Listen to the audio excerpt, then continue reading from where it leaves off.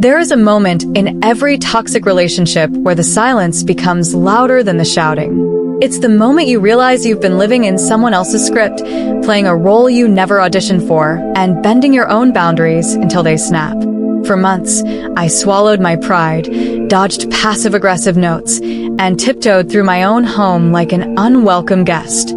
But the night she told me I couldn't sleep with the man I cared about, I finally stopped apologizing for taking up space. And instead of walking away, I stayed. I turned up the volume, and I made sure she heard exactly what she'd been trying to control. Because sometimes justice doesn't whisper. Sometimes it demands to be heard. If you've ever been trapped in a situation where your own peace was treated as a negotiation, if you've ever had your boundaries crossed repeatedly by someone who claimed they cared about you, then you're in the right place. Take a deep breath, settle in, and hit that like button if you believe in quiet people finally standing their ground. Subscribe to American Sleep Tales for deeply immersive, emotionally resonant stories that stay with you long after the screen goes dark. And get ready, because this is one of the most satisfying acts of boundary setting you'll ever hear. Let me take you back to a time when my life felt like a house of cards, balanced on a foundation I didn't even know I was building. It was my second year of university. I was 21, finally feeling the weight of independence settle on my shoulders, finally believing that adulthood meant freedom. I moved into a shared house with a girl I'd met through mutual friends. We were both 21 or 22, navigating the messy transition between student life and something resembling real adulthood. At first, it felt like a dream. The rent was split evenly, the location was perfect, and she seemed easygoing. Polite, organized, the kind of person who remembered your coffee order and left a spare umbrella by the door on rainy days. I thought I'd found a housemate who actually understood the unspoken rules of shared living. I was so wrong. The shift didn't happen overnight. Toxicity rarely does. It creeps in like fog, slow and silent, until you realize you can't see more than 3 feet in front of you. At first, it was the check-ins. Simple, harmless on the surface. Where are you? Who are you with? What time will you be back? Texts that arrived like clockwork. I didn't mind at first. I figured it was just her way of staying connected, maybe a little anxious about living alone for the first time. I'd reply with quick updates, send a selfie from the library, promise I'd be back by 11. But soon, the questions turned into expectations. And expectations turned into rules. If I told her I'd be back by 10 and a lecture ran late, my phone would vibrate continuously. Not with concern, with accusation. Paragraphs of text would flood my screen, dissecting my character, questioning my loyalty, painting me as someone unreliable, inconsiderate, selfish. She had a favorite word she'd use when she felt disrespected. It wasn't a polite word. It was sharp, degrading, meant to cut. And she'd sprinkle it into messages like it was casual conversation. I'd sit on a bench outside campus, phone glowing in my palm, reading words that made my chest tighten, my throat close, my hands tremble. I'd tell myself she was just stressed. I'd tell myself I was overreacting. I'd swallow the discomfort and apologize, even when I'd done nothing wrong. That's how control starts. It doesn't demand surrender. It asks for forgiveness until you forget you didn't owe an apology in the first place. The real poison, though, wasn't the rules she set for me. It was the rules she refused to follow herself. Double standards have a way of revealing character faster than any confession ever could. She could walk through the front door at 2 in the morning with a group of people I didn't know, laughing, dropping coats on the hallway floor, filling the kitchen with voices that echoed through the thin walls. One night, they stayed up until 6. I had a 9 o'clock seminar. I lay in bed, listening to the muffled bass of music, the clinking of bottles, the sudden bursts of laughter that vibrated through the floorboards. I didn't sleep. I just stared at the ceiling, counting the hours until my alarm would force me to face a day I hadn't prepared for. I never complained. I convinced myself that tolerance was maturity, but maturity shouldn't feel like suffocation. Meanwhile, my own room, my own space, my own sanctuary was treated like a threat. If I wanted a friend to come over, even just to study, even just to drop off a textbook, I had to ask permission. Not as a courtesy, as a requirement. She'd say it made her anxious. She'd say the house felt too full. She'd say she needed quiet. So I learned to sneak people in and out of my own home like I was committing a crime. I'd wait until she was in the shower. I'd wait until she'd left for classes. I'd crack the window, whisper instructions, move like shadows in a house I paid rent for. It's a strange feeling, realizing you've become a ghost in your own life. You start doubting your right to exist in the spaces you fund, you inhabit, you call home. You start believing your presence is a burden. And that belief, once planted, grows roots. But the most exhausting part wasn't the control. It was the emergencies. Manufactured, dramatic, impossible to ignore. She had a gift for turning minor inconveniences into full-blown crises that required my immediate attention. If I went out without her, if I made plans that didn't include her presence, the house would suddenly become uninhabitable. The power would flicker. A pipe would leak. She'd be too overwhelmed to handle it alone. And I'd have to leave my friends, leave the moment I'd been looking forward to, and rush home to fix problems that didn't exist. I became her personal crisis manager, on call, always available, never valued. I started recognizing the pattern. The timing was never accidental. It always aligned with my independence. Every time I stepped outside her orbit, something broke. And I was always the mechanic. The night that broke the illusion happened on a Tuesday. I was at a pub quiz with 3 friends. We were halfway through the final round, laughing, writing down answers, feeling the rare warmth of uncomplicated camaraderie. Then my phone rang. Then it rang again. Then again. I stepped outside, the cool night air hitting my face, and checked the screen. 47 missed calls. All from her. The final message read, "Fire alarm is beeping. I can't sleep. I'm panicking. Come home." I apologized to my friends, grabbed my coat, and ran back through the dark streets, heart pounding, convinced something was actually wrong. I burst through the front door, breathless, ready to grab an extinguisher, ready to call maintenance, ready to handle whatever disaster had unfolded. She was sitting on her bed, door slightly open. The smoke detector on her ceiling was blinking. A slow, rhythmic chirp, the kind that happens when the battery is dying. Not a fire, not an emergency.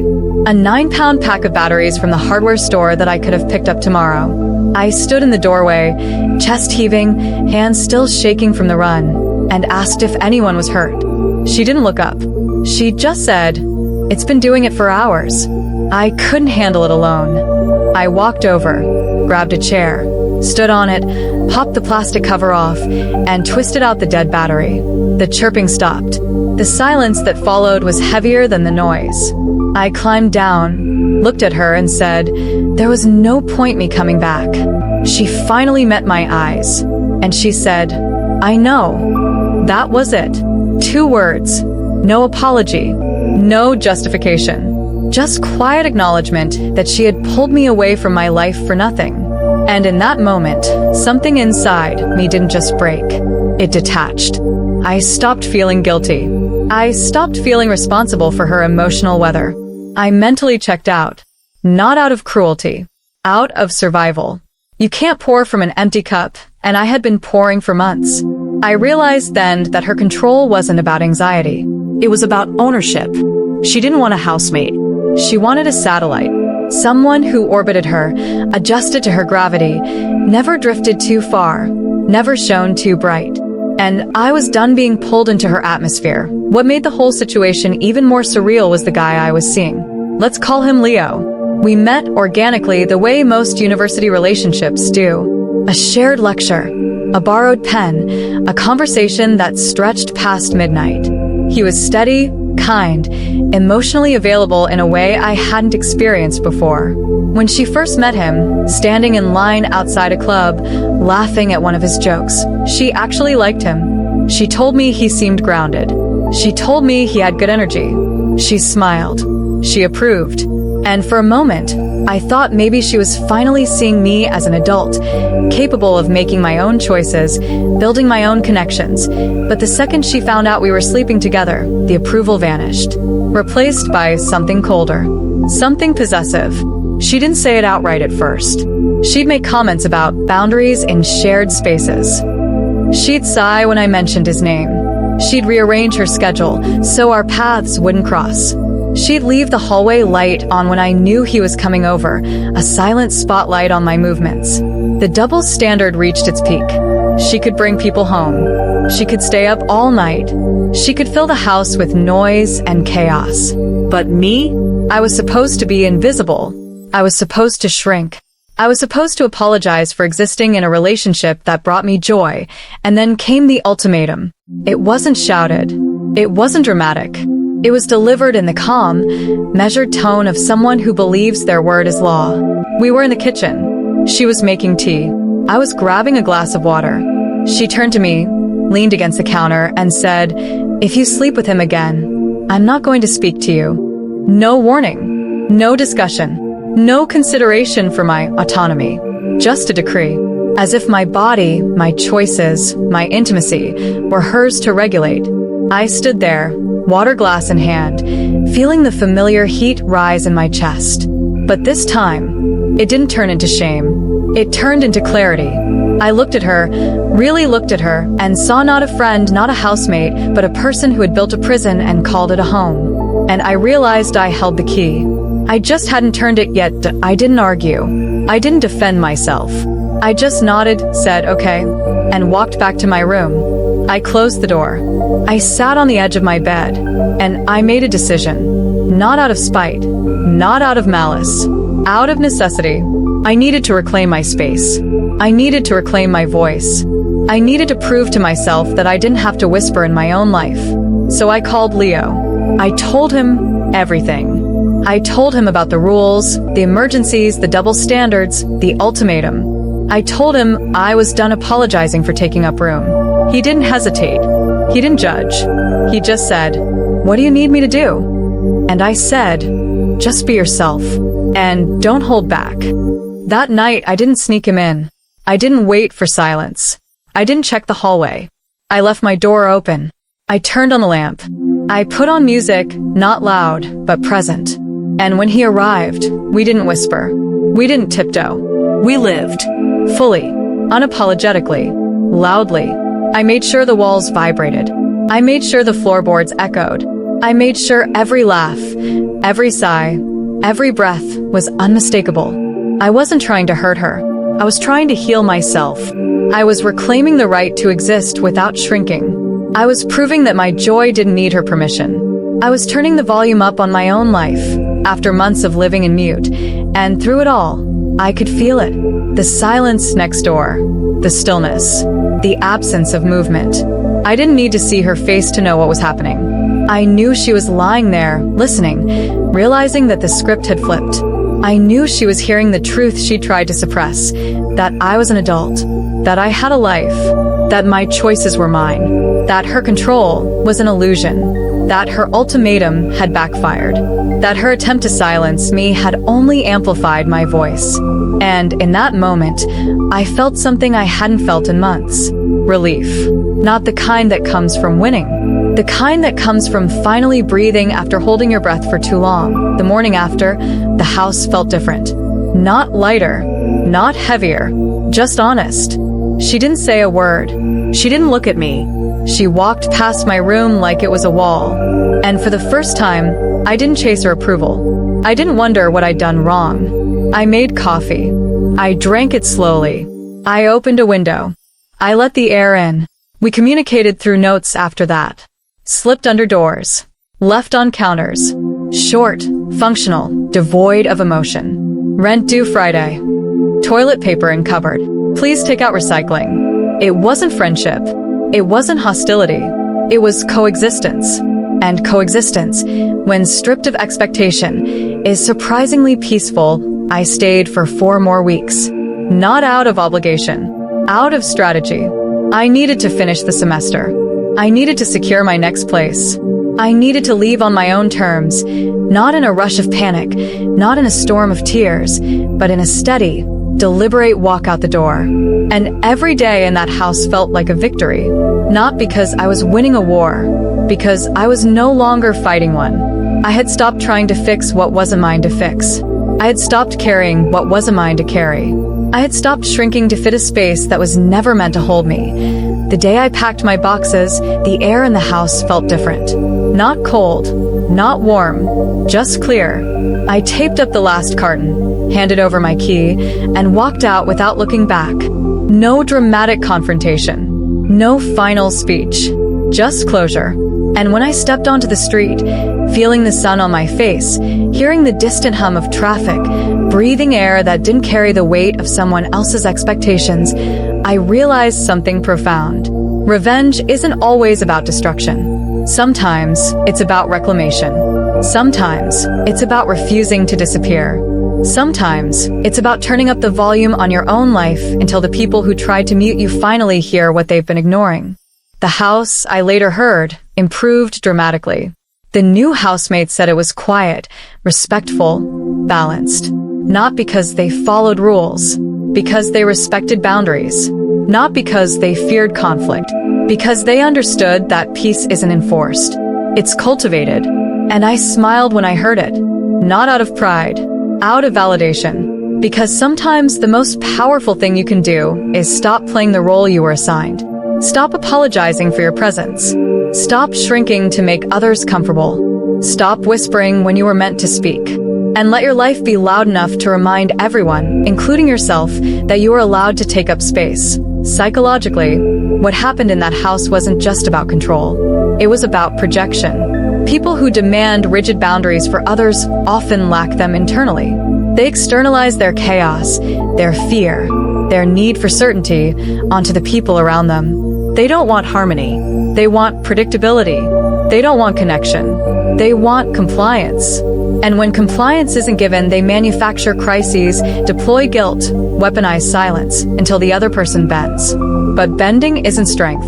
It's survival.